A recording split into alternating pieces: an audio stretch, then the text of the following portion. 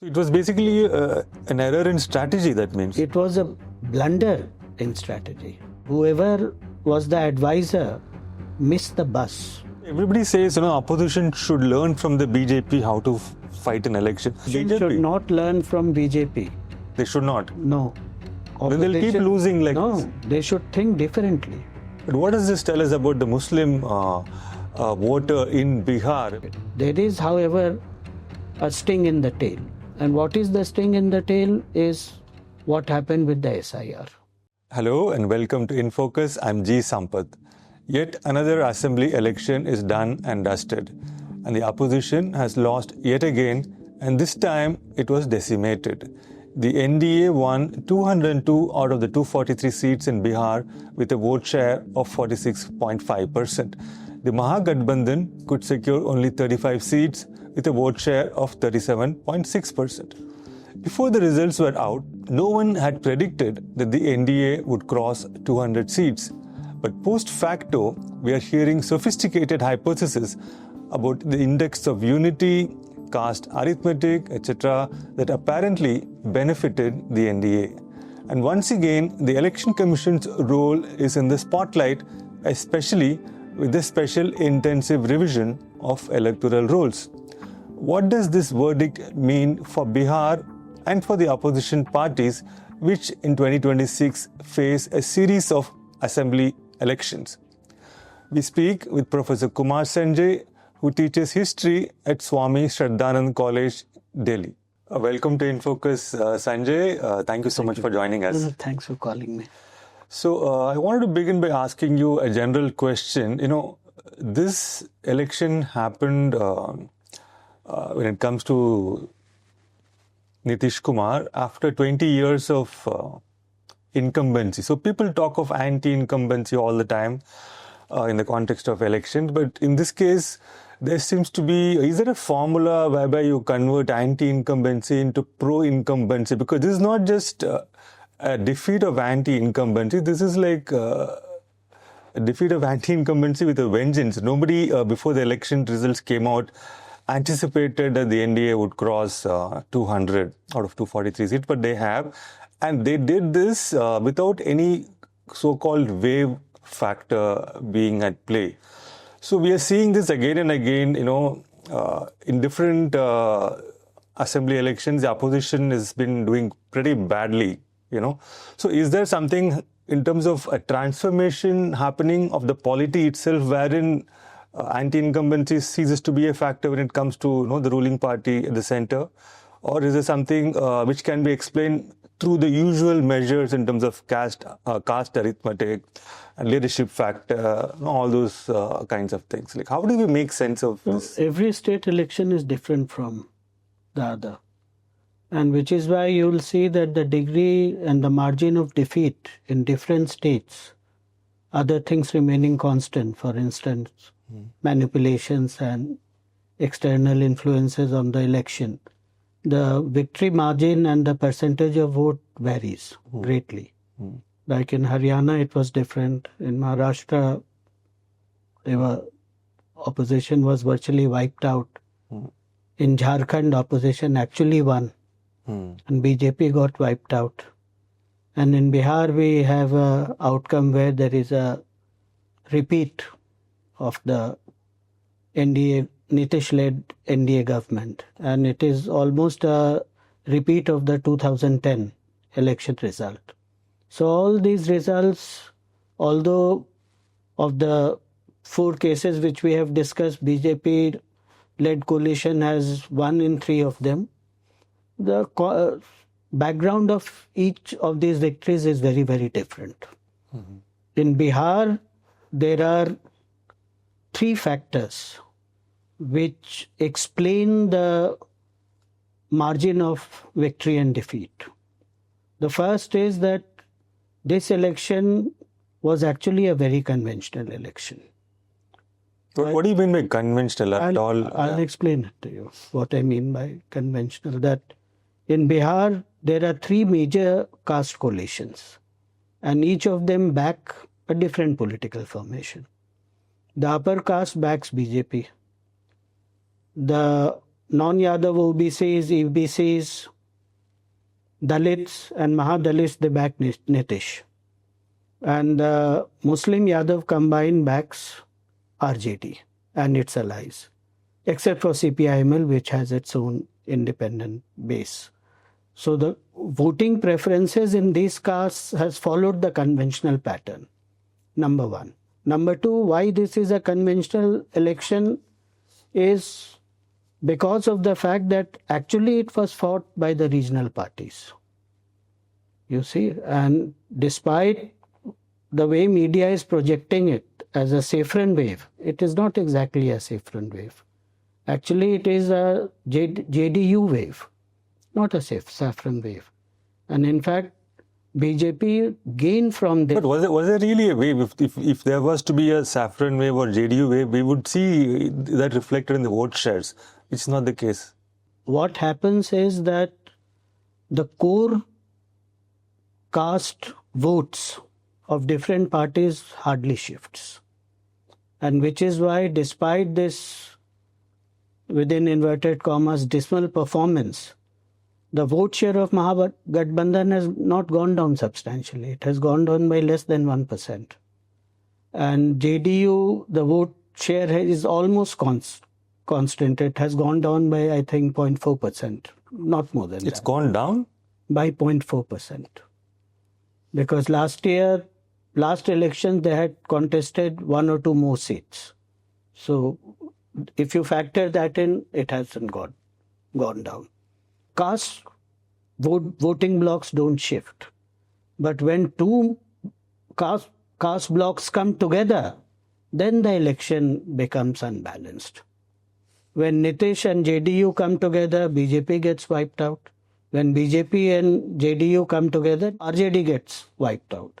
So this is the reason why I'm saying that there was a JDU wave, because it was the transferability of the votes of JDU to its alliance partners, about which there was some doubt because of the shabby treatment which was being meted out to Nitish.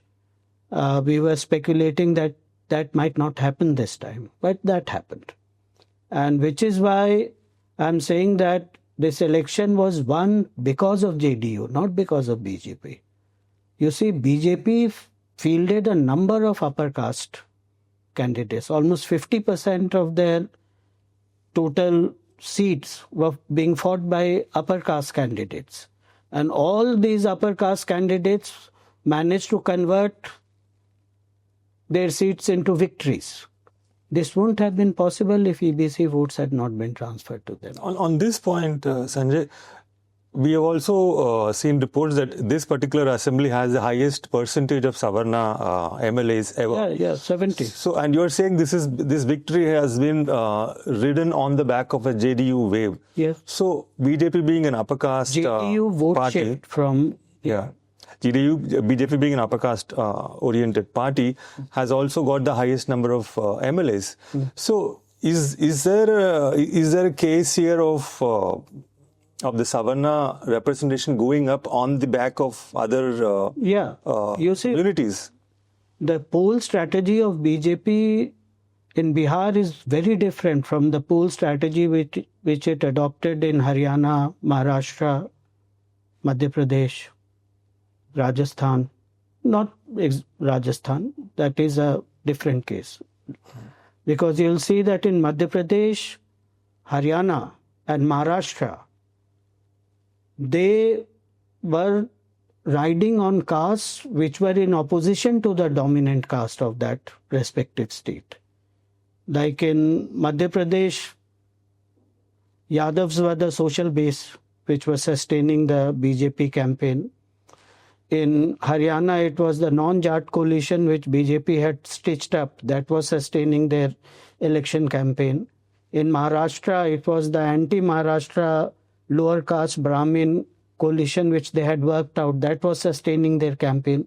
Unlike this in Bihar, BJP was riding on upper caste, and which is why you'll see that almost slightly less than 50% of the tickets of BJP went to the upper caste, and there are 70 upper caste elected MLAs of BJP. Now, quite obviously, they did this because they were hoping to add on to this upper caste constituency the votes of EBC, non-Yadav OBC, Dalits and Mahadalits because of Nitish's goodwill amongst them, and of Paswan's from Chirag Paswan's thing. And they succeeded in doing that. So that way, it is a very, very conventional election.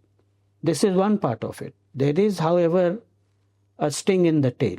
And what is the sting in the tail is what happened with the SIR. Because in SIR, we find that there is a positive correlation between the margin of victory and the deletion of and additions of votes in SIR. So you'll see that 75 seats from Mahagathbandhan got transferred to NDA, and the margin of victory and defeat was lesser than the number of votes that were deleted by SIR. So there is some positive correlation. How exactly it affected, for that some more granular data would be required, but this positive correlation is there. So SIR, in addition to a better social arithmetic of NDA, managed to propel this massive mandate.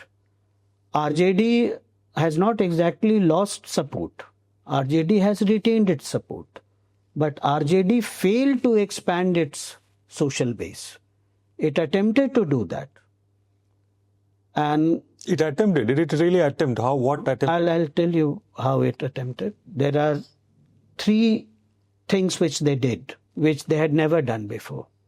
One was that they went out of the way to rope in certain marginal caste parties within the Mahagathbandhan coalition. That is Mr. Sahani's party and Mr. Gupta's party, IIPA and VIP. Now, along with this, in their manifesto, they had specific promises and programs for EBCs, which means that they tried to copy the electoral strategy of SAPA, that Progressive Democratic Alliance, which was the key to the electoral success of SAPA Congress alliance in the Lok Sabha elections. That, however, failed in Bihar. And the reasons were 2. The first is that Bihar is very different from UP. In UP, there was no intermediary party between SAPA's alliance and the BJP alliance. You see, which could have blunted the edge of PDA. In Bihar, there is a party. And that party is Nitish Kumar's JDU, which has the confidence of the EBC, and EBC thinks that Nitish is going to protect their interest. And Nitish would also guarantee them social security, not only from the upper caste, but also from the powerful other backward castes, like the Yadav, because at the ground, within the living space, there is a sharp conflict between the EBCs, non-Yadav OBCs, Dalits and Mahadalits on the one hand, and Yadavs on the other. So precisely because of that, the success of PDA could not be replicated in Bihar. And here I think RJD missed a tactical gambit. And this we had discussed last time, that no party is picking this up. That is of agrarian crisis. Now you see, if Nitish had to be defeated, one had to find out the weakest link of Nitish's argument. Now majority of the OBCs, EBCs, Dalits and Mahadalits stay in the rural areas. And rural economy was hammered under Nitish because of the abolition of the Bazaar Samitis and because of that abolition of the MSP. Now, if RJD actually wanted to expand beyond its core caste social base, they should have taken this matter up, because this was a matter which affects day-to-day life. Whether you are a Kurmi, whether you are a Koiri, in fact, the vegetable growing castes were the most badly hit once the Bazaar Samitis were removed, and that is the Love Kush combination.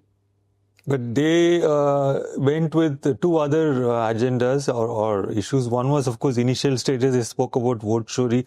Then they spoke about one government job per family. Now, this one government job per family, which they did a lot of aggressive messaging, that would primarily be targeting the urban voter, right? Not the agrarian, rural voters. The reason for that is that you need a certain minimum educational qualification for government jobs.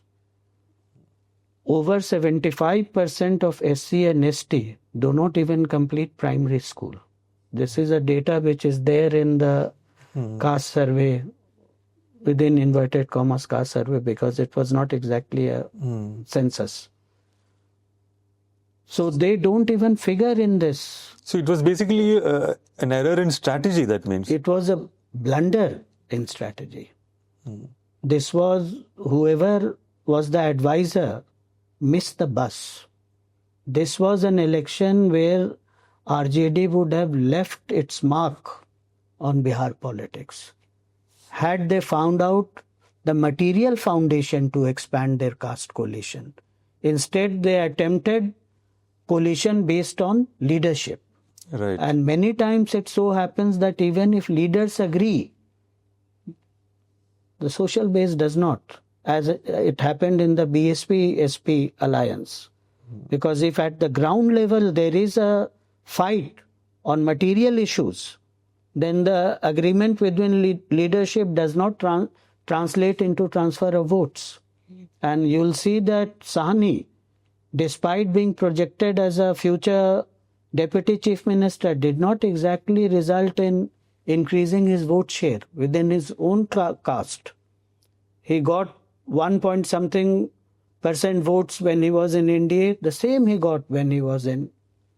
So one of the reasons which is being touted as responsible for this collapse of the Mahagathbandhan in terms of performance is, unlike the NDA, this index of unity, quote unquote, what people are saying, it did not work out because there was no vote transfer. Now, this vote transfer not happening as efficiently as they projected. So, where did those votes go actually? Did people not just show up? No, or did they voted for their for the other camp? That is not the case. People turned up. People voted. But I won't say that the turnout was qualitatively more than the last election. Turnout was more or less same. It is because so many votes were deleted by SIR, so the denominator became smaller. So the poll percentage was showing a sort of a upward tick, which was not the case. What happened was that Nitish very successfully transferred his votes to Chirag and BJP. And BJP transferred its vote to Nitish and Chirag also transferred his votes to the allies. And which is why votes of all the parties were added up, right down to Kushwaha and Manjhi. And all of them had tremendous electoral result because of that.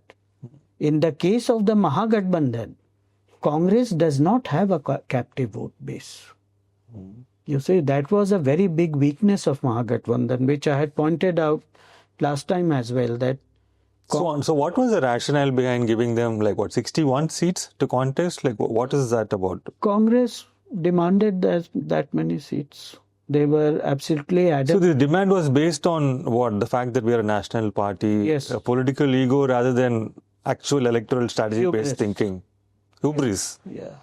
Right. So this hubris defeated rational thinking in terms of what proportion of seats to the Congress would be to the benefit of the Gathbandhan. No, that I think defeat was not only because of hubris. Hubris was that they demanded more seats than they could afford to win. They lost the election because they failed to break into other caste groups, which were traditionally not their voters. Because Congress was not bringing too much to the party. They hardly have 8 to 9% of votes in Bihar. They got 8.7%, I think. Yeah. That is their base. That is what they have got. It has come down by, I think 0.7%. So were they banking on votes getting transferred to them from their alliance partners? Was that the idea? That is the idea. And it did not happen. It didn't. No, it happened. But the other group got much more. Much more. Mahagathbandhan has retained its vote share.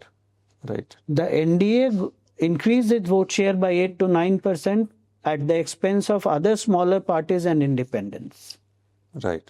So one of the factors which are also spoken of as key in determining this outcome was the role of the Jan Suraj party, Prashant Kishore's party.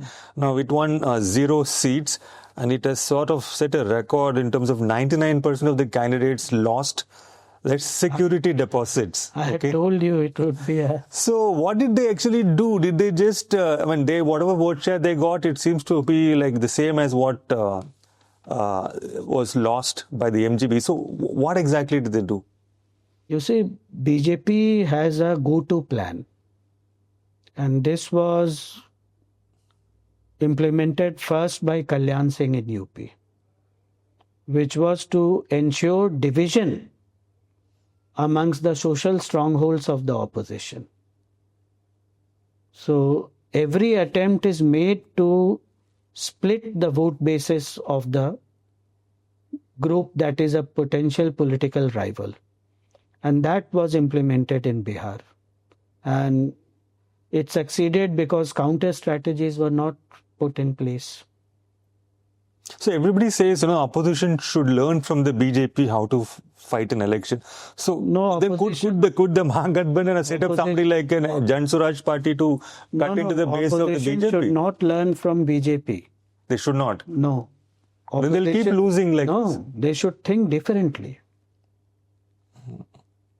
BJP actually gives nothing to its vote base. Nothing. They gave 10,000 rupees. That, as we discussed last time, is pittance. But everybody is attributing that as one of the factors that work. Bihar is a very poor state. I had told you that this is going to consolidate women's base in favor of Nitish because it's a very poor state. Would this? I'm just curious. Would this have worked if whatever? Let's not quarrel with the giving of the money. Okay, let's say it is the government has a right to do so. But had they done it legitimately, following whatever is the process, not breaking the model code of conduct, had they done it before the poll schedule and not they just, would have won. Still, it would have. Then why did they wait till like 2 days Where before would the polling? money come from? Okay, it was for the money. Yeah. The money has not been distributed from central grant. Where was it distributed? World Bank. But that's an allegation, right? That is not an allegation. The Women Rozgar Yojana is financed by World Bank. Okay. Money is coming through that. This is what they have done. So we will have to pay it back, that means. Yes. The taxpayers' pocket. Either case, taxpayers would have paid even if it was central grant. So ideally, in an ideal universe, the voting assessment, the voters' assessment should have taken place on the basis of whether governance is, building the base for a better life, setting up development projects, infrastructure, etc. But here, it seems to have happened on a basis of dole. This is why I said it was a very conventional election. Election in Bihar, and it is regrettably so, follows the model of patron-client. And on festive occasions, the patron gives bakshish to the client, which makes the client very happy and loyal to the patron.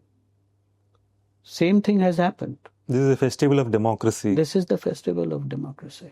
Right. So one other facet of this electoral outcome, Sanjay, is the fact that Muslim representation has come to a historic low. 11, right? I think it has never been this low before, and 18% of the population in Bihar, 17.7%, is as Muslim. And this is not just the final count of MLAs who have won and come, but also in terms of Number of seats. number of tickets being given. And here even the Mahagathbandhan has given a very less count.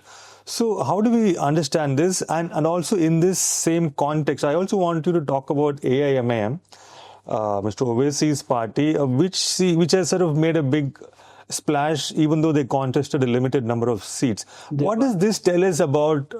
I don't know, it's a very big abstraction, but what does this tell us about the Muslim voter in Bihar, where the RJD has not been that successful? Muslim voter in Bihar is dissatisfied with the kind of lukewarm secularism which is being advocated by Congress and RJD. But this lukewarm secularism has remained the same. It has been called as appeasement, etc., etc. There wasn't a more robust secularism from the Congress. Lalu's time, there was a more robust secularism. Nobody dared engage in communal polarization. The hammer of the state used to fall on them. And he was quite vocal about protecting the cultural and religious spaces of minorities. Unfortunately, nowadays, that is not happening. And this has been the biggest victory of RSS and its acolytes. That people now self-censor their arguments when it comes to the protection of the cultural rights of the minorities. Now, the older generation of Muslims still vote RJD because they understand the compulsions of doing secularism at a time when right-wing political Hindutva is on the upswing. Younger generation is not, and which is why you will find that those areas which has politicized younger generation of Muslims, they tend towards AIMIM. We saw that in Delhi also, where MIM relegated Congress to the third place. But what will they get out of having 5 people in the assembly from AIMIM? At least if you had voted for RJD, you would have had maybe a chance of... Problem is that you have to convince the voter about the viability of your electoral plank. You can't take voters for granted, no? But then there is also this view which... Sani was made Deputy Chief Minister. His caste base, even if you extend it to include all the subcastes within it, comes to around 9%. Muslims are over 17%, between 17 to 18%. Not only did they get fewer representation in the list of candidates, they were not even, no prominent political post was offered to them. And AIMIM was not even, as in they didn't want them in the Mahagathbandhan either, right? Yeah, but that I can understand why they don't. Why is it understandable? That is because ideologically they are different. Secularism does not treat religious communities as distinct political communities. The only political community which is recognized by secularism is Indian, where there is a space for all communities, all regions, all language, gender, caste, everything. AIMIM does not believe in that. But just to play the devil's advocate, AIMIM also, Mr. Owaisi has repeatedly said, we stand by the constitutional principles of secularism. Yes, but his party is constituted to protect the right of the Muslims, not to protect Indian secularism. You mean to say that its base is a political community grounded in a religious identity? Yes. Which is why there is a difference, And there are also considerations of realpolitik. Because if AIMIM was part of Mahagathbandhan, then the kind of polarizing rhetoric that had been let loose upon it by the BJP would have vitiated the election beyond repair. Right. Right. So, one of the surveys, conducted around the election time, I don't know how you view these surveys which happen around election time, but they reveal, I quote, a high level of voter satisfaction with both state and central governments, especially on development and infrastructure. So this is Bihar. I don't want to say anything more, but we know Bihar's development metrics, where they stand. So are voters really that satisfied with infrastructure, development, etc.? If the voters were so satisfied by infrastructure and development, what was the need to give 10,000 bribe just before election?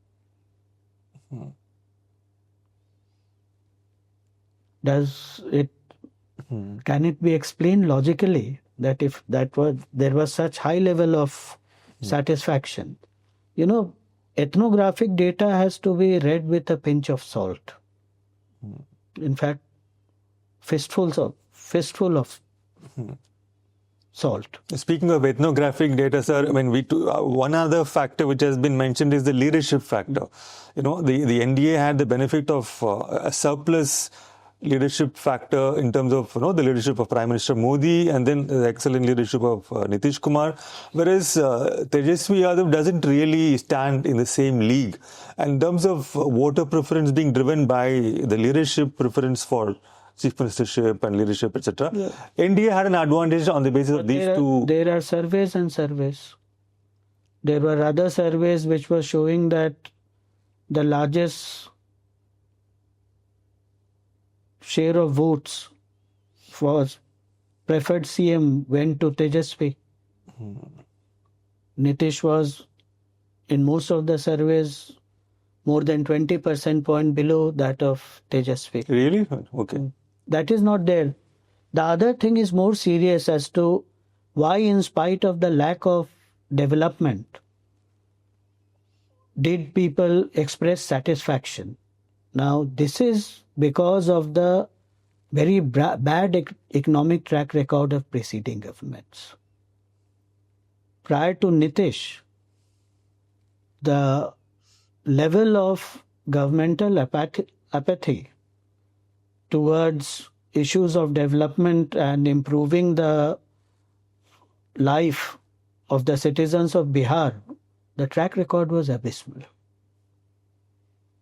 At least under Nitish, development works were taken up in the first two terms, not after that.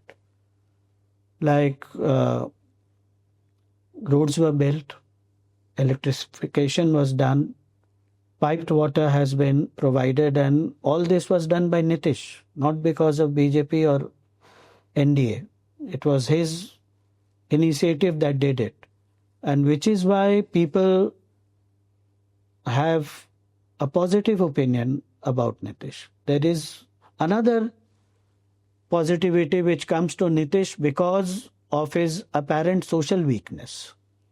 He belongs to a caste group which is very small and therefore cannot dominate on its own as Lalu could. Because Lalu belongs to a caste which is numerically quite large. And Lalu, upper caste would never forget Lalu. Because it was Lalu who ended their feudal arrogance in Bihar. And this is something which they have not been able to come to terms with till now. And which is why this Jungle Raj, although everybody talks about Jungle Raj, they mean differently. So Jungle Raj, if you unpack it, it actually means the end of upper caste-led feudalism. For the upper caste. For the upper castes, yeah. For the EBC and all, it was the overbearing dominance of the Yadavs. So it means two very different things.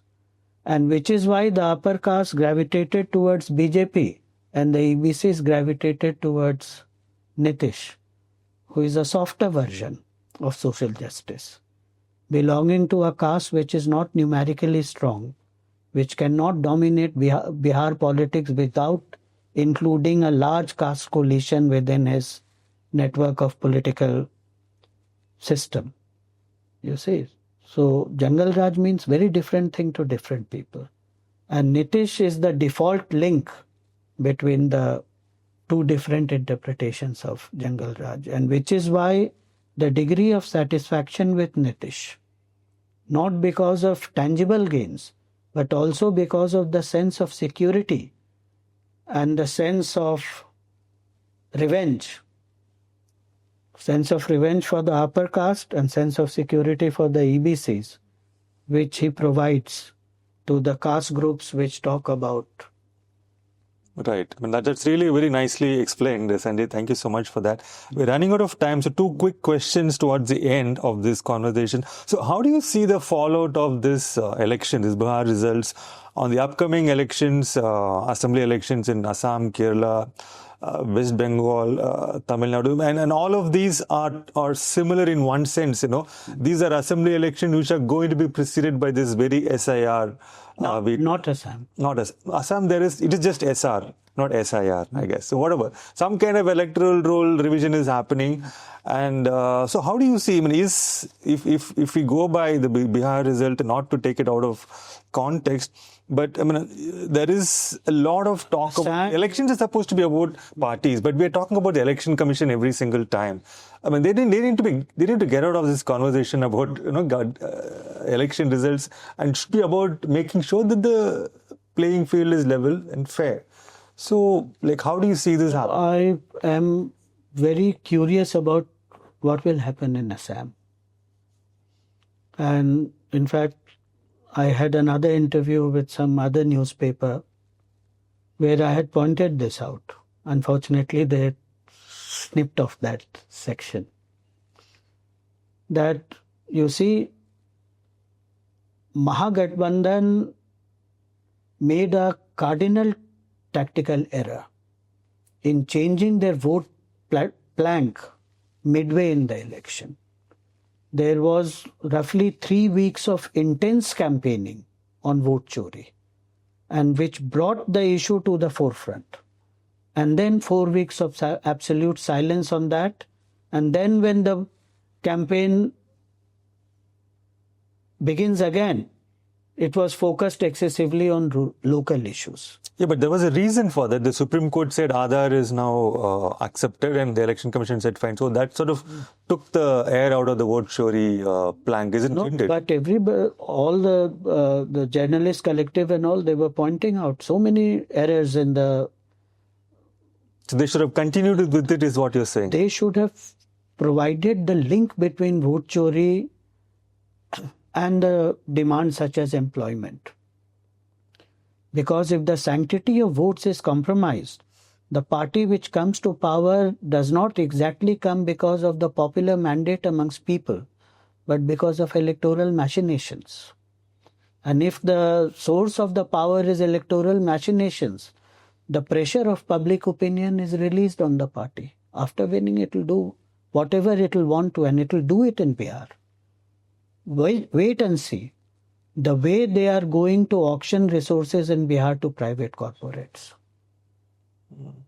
This is a very interesting point because many analysts, political commentators have said that the Mahagathbandhan made a mistake by sort of going to town with vote chori because it really didn't resonate with the voters, number one. Number two, once the Aadhaar card got accepted, then there was nothing much to talk about. But when you say that there have continued to be all these errors, and the fact that vote chori has a linkage with real issues such as employment because it allows the winning party to de-link itself from any kind of accountability to its voters, then that is actually a narrative you can offer to your base.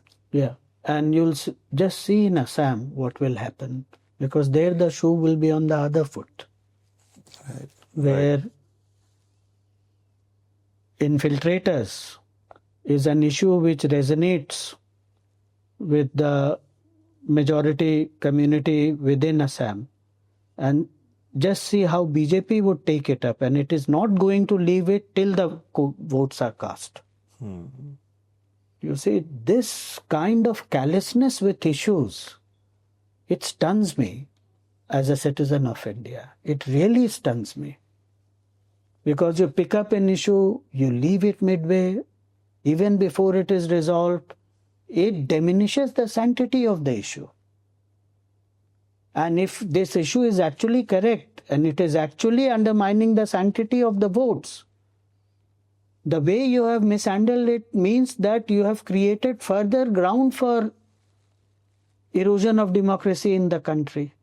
So when you pick up an issue which is so central to protecting the democracy in India, one should not leave it midway, and one should show its linkages to all the relevant issues of day-to-day life and livelihood in the country. In Assam, you see how they'll do it.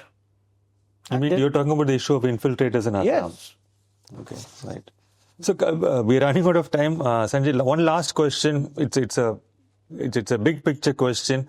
So, do you think with the opposition, everybody's talking about the weak opposition. Let's take it at face value. Let's say the opposition is not going to turn around and change its game completely within the next 6 months or so. In that case, is India looking to be on the road towards becoming a one-party state, defined loosely as being a nominal opposition with very little chance of actually winning elections? Is that what is happening?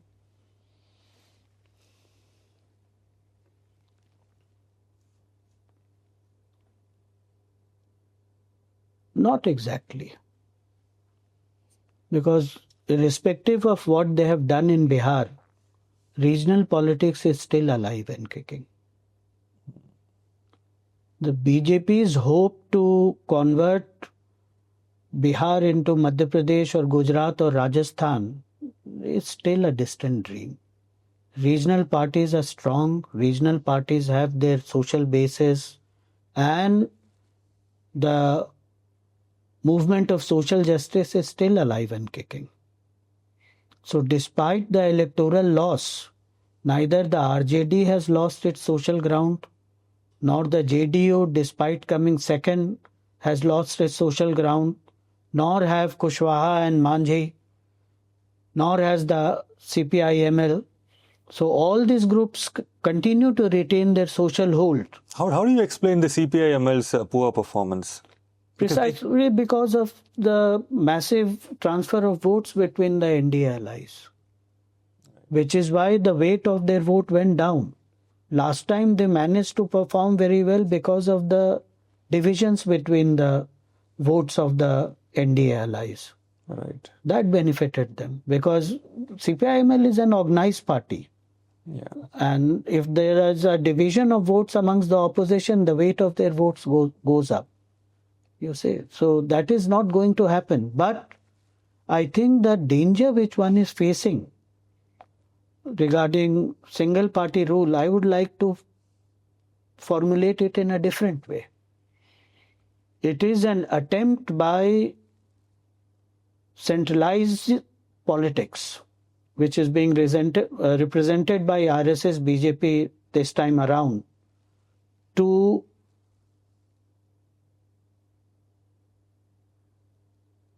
control federal politics. Now you see, there are many Western social institutions which are now categorizing India as an electoral authoritarianism, no longer a democracy.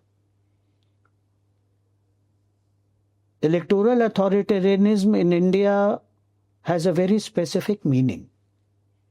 And what is the meaning? That electoral authoritarianism is an attempt to impose centralized politics on a body of politics which is rapidly becoming federal. You see, and the attempt towards this kind of control over politics began after the 1960s, especially after the Janata Party rule. When Indira Gandhi came to power, a very interesting thing happened, that the number of extraordinary laws, the rate of promulgation of extraordinary laws increased rapidly, and especially in states which had very strong regional politics.